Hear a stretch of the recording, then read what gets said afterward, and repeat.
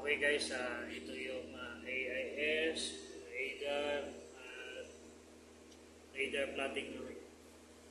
So, merong barko dito na malapit. Itong Siberiana na 0.22. Pag ito ay naging 0.1, ibig sabihin malapit siya. Malapit. Or nagdadragging kami.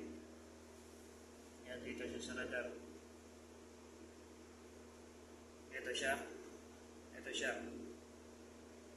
Ito naman.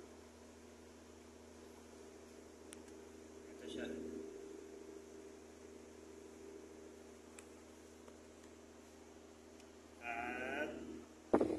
At ito naman yung nasa likod namin. Yan. 0.22 yung distansya namin.